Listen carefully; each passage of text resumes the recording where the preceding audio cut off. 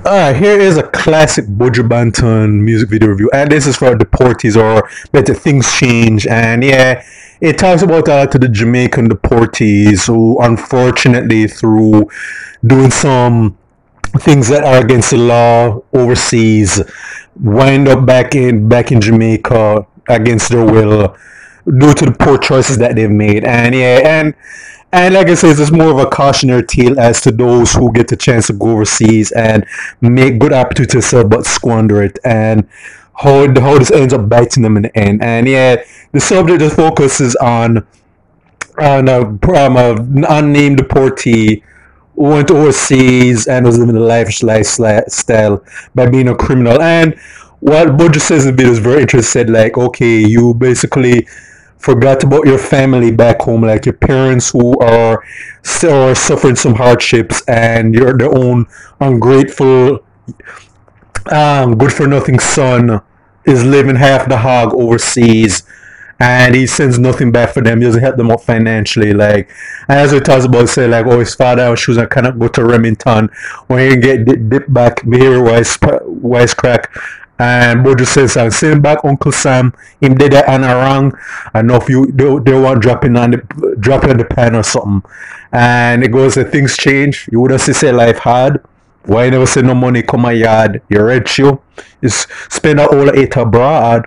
Squander your money, now you're living like dog. That's all the song pretty much. Well, there are more lyrics, but I can almost just recite that for lyric because one of my favorite Buju Banton songs growing up. But yeah, again, the no good criminal son who's you see in the video living again a lavish lifestyle, and then while his parents, as I say, are suffering, like his father can't get the shoes to walk, and his mom and so on are they're battling other financial hardships until all that fast lane comes to that inevitable end where he's detained overseas and is sent back home, and and the Buddha says start from scratch again, different start topic, scratch. I forget the rest of the words, but basically said that ungrateful son in the end, after getting sent back home with basically nothing but his clothes, he sent back to his parents who basically want nothing to do with him. They basically said, yeah, just like how you forgot your existence when you were living that good lavish lifestyle. Although it's debatable whether his parents knew what their son was doing overseas. I don't. It's not shown if they knew. If they knew, and this came back to bite them, serves them right. If it was a case that they sent him overseas with hopes that he would actually make something good of himself, and he didn't. Yeah, the reaction to him is justified because in the end, that same son is pretty much cut off from the family. Said, "Hey, yeah, you're back home. Yeah, whatever.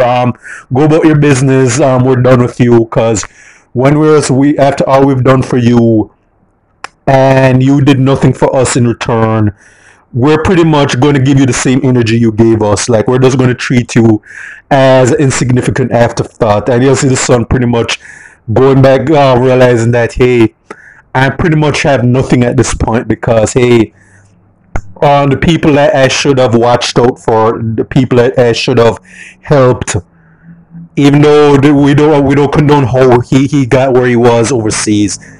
These are the people that are now pretty much giving me the same energy I gave them when I was living that luxury lifestyle.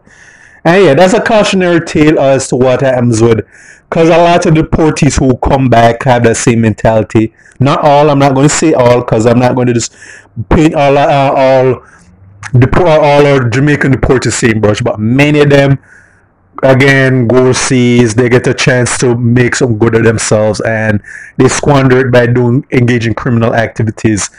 And when the bottom falls out, then they get sent back home. They pretty much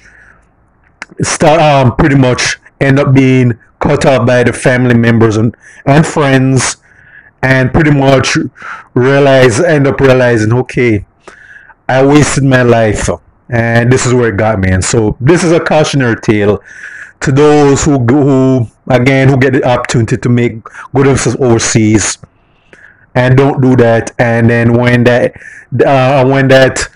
the spigot gets cut off and they get sent back home.